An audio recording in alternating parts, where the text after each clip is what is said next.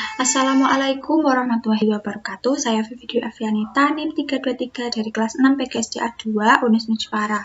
Di sini saya akan mempresentasikan mengenai proposal yang telah saya buat dengan judul Efektivitas Pembelajaran Daring Menggunakan Media PowerPoint Interaktif terhadap Hasil Belajar Peserta Didik kelas 3 SD Negeri 6 Bangsri.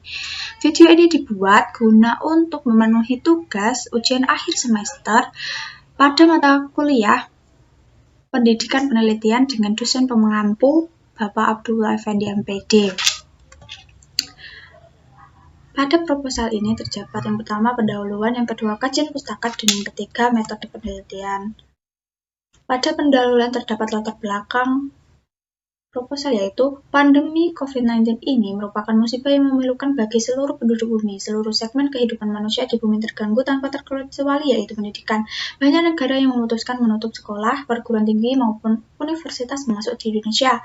Dengan adanya pandemi COVID-19, pelaksanaan pembelajaran berlangsung secara online. Proses ini berjalan pada skala yang belum pernah terukur dan teruji karena belum pernah terjadi sebelumnya. Apalagi sekolah-sekolah yang ada di desa terpencil menjadi sebuah kebingungan sebab terbatasnya infrastruktur informasi teknologi. Permasalahan lain yang terjadi adalah permasalahan teknis yang dihadapi oleh kalangan pelajar, tenaga pengajar, dan orang tua. Permasalahan yang dialami guru adalah kemampuan menggunakan teknologi dalam pembelajaran daring. Tidak semua guru menguasai berbagai platform pembelajaran dalam jaringan ini. Guru-guru tidak unggul dan mahir menggunakan e-learning, Edmodo, Psikologi, Google Meet, dan lain sebagainya. Sehingga hal ini menjadi permasalahan utama baik dari proses penyelenggaraan pembelajaran daring maupun hasil pembelajaran daring. Berkaitan dengan hal tersebut, untuk meningkatkan proses pembelajaran yang dapat memperbaiki hasil belajar, maka diperlukan sebuah media yang menarik untuk menumbuhkan semangat minat serta mengaktifkan siswa dalam proses kegiatan belajar mengajar di kelas. Salah satunya alternatif lain yaitu dengan menggunakan media pembelajaran berbasis multimedia, PowerPoint. Selanjutnya ada rumusan masalah. Berdasarkan latar belakang masalah dapat dirumuskan masalah penelitian tersebut, yaitu bagaimana efektivitas pembelajaran daring menggunakan media PowerPoint interaktif terhadap hasil belajar peserta didik kelas 3 SD Negeri 6 Bangsri. Tujuan dari penelitian ini yang sesuai dengan rumusan masalah di atas, yaitu untuk mengetahui keefektifan pembelajaran daring menggunakan media PowerPoint interaktif terhadap hasil belajar peserta didik kelas 3 SD Negeri 6 Bangsri. Manfaat penelitian. Selain tujuan yang ingin dicapai, hasil penelitian ini diharapkan dapat memberikan manfaat baik secara teoritis maupun praktis. Manfaat secara teoritis, penelitian ini diharapkan bisa menambah referensi literatur tentang dampak dari pandemi COVID-19 khususnya terhadap hasil belajar peserta didik. Yang kedua, manfaat praktis untuk guru. Sebagai masukan guru untuk meningkatkan kemampuan dan keterampilan dalam memanfaatkan teknologi dalam proses belajar mengajar. Bagi peserta didik, memberikan semangat dan motivasi dalam belajar sehingga peserta didik tidak bermalas-malasan meskipun sekolah dilaksanakan dalam bentuk online. Bagi orang tua, sebagai masukan orang tua supaya dapat meluangkan sedikit waktunya untuk membimbing anaknya dalam kegiatan belajar secara online. Kajian pustaka. Yang pertama ada pengertian pembelajaran daring. Pembelajaran daring sangat dikenal di kalangan masyarakat dan akademis dengan istilah lain yaitu pembelajaran online atau online learning. Istilah lain yang sangat umum diketahui adalah pembelajaran jarak jauh atau learning distance. Pembelajaran daring merupakan pembelajaran yang berlangsung di dalam jaringan di mana pendidik dan peserta didik tidak bertatap muka secara langsung. Pengertian efektivitas secara etimologi berasal dari kata efektif yang berarti ada pengaruhnya atau akibatnya. Efektivitas adalah adanya kesesuaian antara orang yang melaksanakan tugas dengan sasaran yang dituju dan bagaimana suatu organisasi berhasil mendapatkan dan memanfaatkan sumber daya dalam usaha mewujudkan tujuan operasional.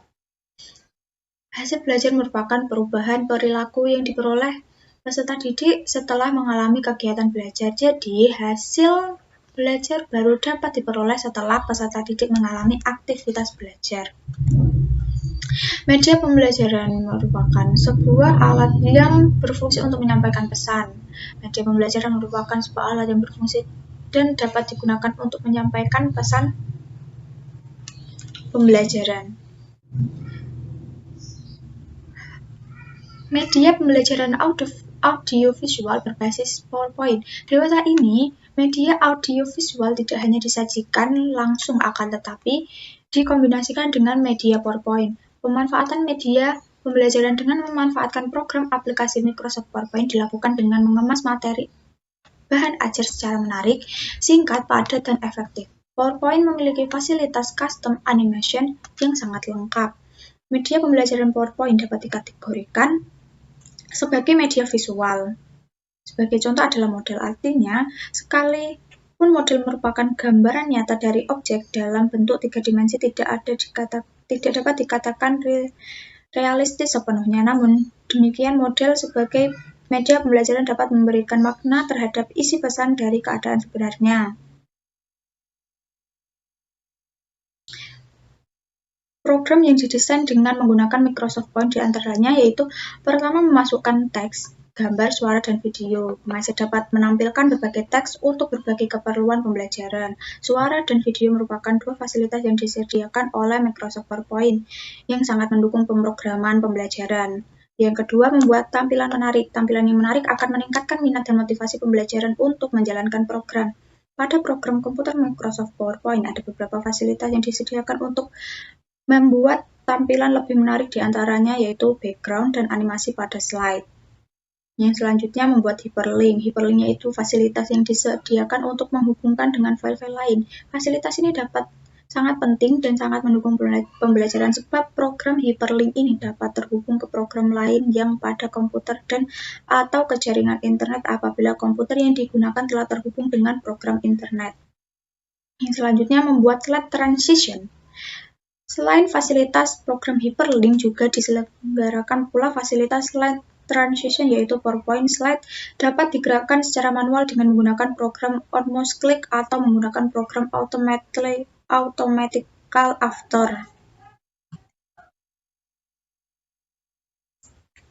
Selanjutnya yaitu penelitian relevan. Hasil penelitian dari Sarah Hesti Avianti yang berjudul Keefektifan Multimedia PowerPoint terhadap aktivitas dan hasil belajar perubahan kenampakan bumi siswa kelas 4 SD Negeri. Yang selanjutnya ada penelitian relevan. Hasil penelitian dari Sarah Hesti Avianti yang berjudul Keefektifan Multimedia PowerPoint terhadap aktivitas dan hasil belajar perubahan kenampakan bumi siswa kelas 4 SD Negeri Harjusari Lor 3 Kabupaten Tegal. Terdapat perbedaan hasil belajar siswa kelas 4 materi perubahan kenampakan bumi antara pembelajaran yang menggunakan multimedia PowerPoint dengan pembelajaran yang menggunakan media gambar. Hasil penelitian dari Eka Indriani yang berjudul Efektivitas Media Visual Berbasis PowerPoint terhadap hasil belajar IPA materi sistem tata surya pada siswa kelas 7 SMP Negeri 4 Salatiga. Hal ini berarti hasil belajar siswa dengan penggunaan media audiovisual berbasis PowerPoint materi tata surya lebih tinggi dan signifikan dibandingkan dengan media konvensional. Selanjutnya ada kerangka berpikir. Kerangka berpikir dari penelitian ini dapat dilihat di gambar dalam bentuk diagram. Gambar 2.1. Gambar 2.1 menunjukkan bahwa dalam penelitian ini berpedoman pada penggunaan media pembelajaran PowerPoint interaktif untuk mencapai keefektifan dalam hasil belajar peserta didik kelas 3 SD Negeri 6 Bang Sri. Oleh karena itu, penelitian ini mengkaji beberapa sumber yang sesuai dengan judul penelitian, yaitu efektivitas pembelajaran daring menggunakan media PowerPoint interaktif terhadap hasil belajar peserta didik kelas 3 SD Negeri 6 Bang Sri, dengan variabel X adalah media pembelajaran PowerPoint interaktif dan variabel Y adalah hasil belajar peserta didik kelas 3 SD Negeri 6 Bang Sri. Hipotesis. Berdasarkan rumusan masalah dan kerangka berpikir di atas, peneliti mengajukan hipotesis berupa pengaruh efektivitas pembelajaran daring menggunakan media PowerPoint interaktif terhadap hasil belajar peserta didik kelas 3 SD Negeri 6 Bang Sri. Yang pertama, jenis dan desain penelitian. Jenis penelitian ini berdasarkan pendekatannya merupakan penelitian kuantitatif. Menurut Sutama, penelitian kuantitatif berkaitan erat dengan teknik-teknik survei sosial, termasuk wawancara terstruktur dan kuesioner yang tersusun, eksperimen, observasi terstruktur, analisis isi, analisis statistik formal, dan masih banyak lagi. Penelitian ini menggunakan desain correlation, yaitu hubungan antara variabel bebas X terhadap variabel terikat Y. Terdapat variabel bebas, yaitu media pembelajaran PowerPoint interaktif, Sedangkan variabel terikat hasil belajar peserta didik kelas 3 SD Negeri 6 Bangsri. Selanjutnya ada tempat dan waktu penelitian. Penelitian ini dilaksanakan di SD Negeri 6 Bangsri pada kelas 3 yang berlokasi di Jalan Wijaya Kusuma nomor 6 Bangsri, Jepara, Jawa Tengah. Sedangkan penelitian ini dilaksanakan pada tanggal 15 Juli 2021. Populasi dan sampel penelitian. Populasi dalam penelitian ini adalah siswa kelas 3 SD Negeri 6 Bangsri yang berjumlah 36 siswa dan terbagi menjadi 6 kelompok. Sampel dalam penelitian ini adalah siswa kelas 3 SD Negeri 6 Bangsri dengan siswa perempuan 20 dan siswa laki-laki 16. Variabel data. Yang pertama ada variabel bebas pada penelitian ini adalah media pembelajaran PowerPoint interaktif, dan variabel terikat pada penelitian ini adalah hasil belajar peserta didik kelas 3 SD Negeri 6 Bangsri. Definisi operasional, media pembelajaran adalah seluruh alat dan bahan yang dapat dipakai untuk tujuan pendidikan seperti radio, televisi, buku, koran, dan majalah, dan sebagainya. Tujuan dari media adalah untuk memudahkan komunikasi. Jadi, dapat disimpulkan bahwa media pembelajaran merupakan alat untuk bahan penunjang pendidikan.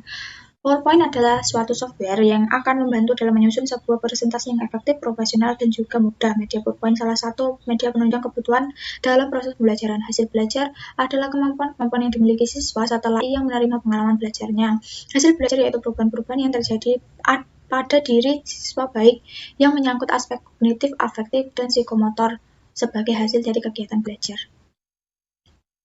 Teknik dan instrumen pengumpulan data.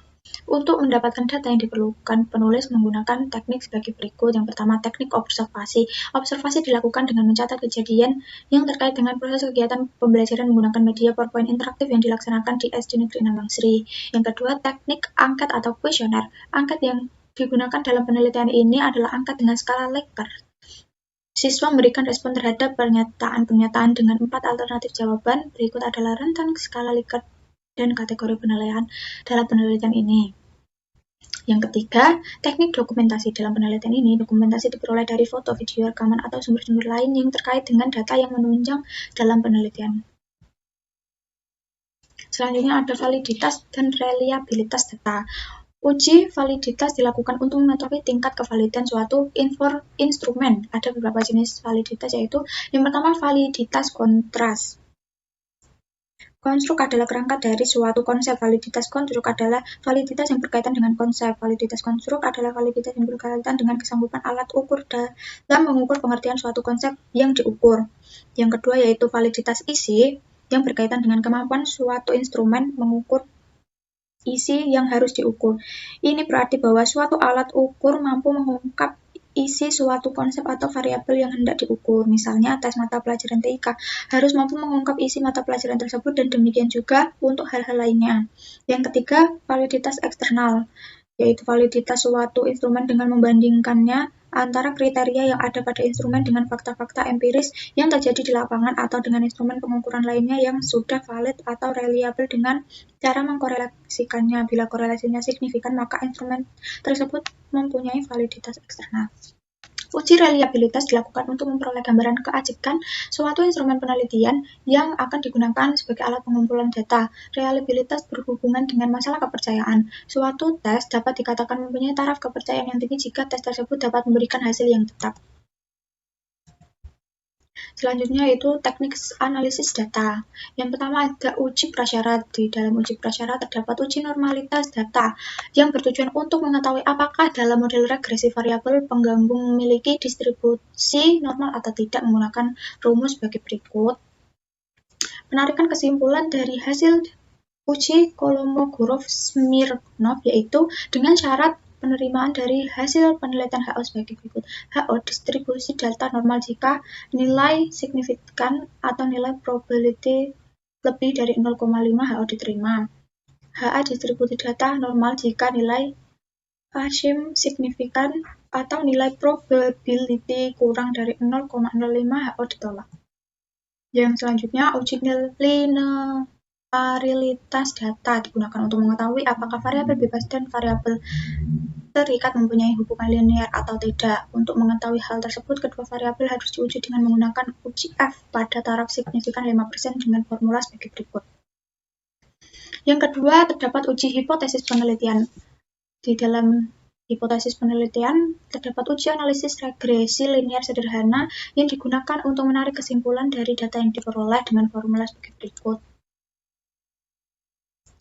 Selanjutnya, uji koefisien regresi sederhana melalui uji T. Uji T ini digunakan untuk menguji signifikan pengaruh, maka digunakan rumus uji T dengan formula sebagai berikut.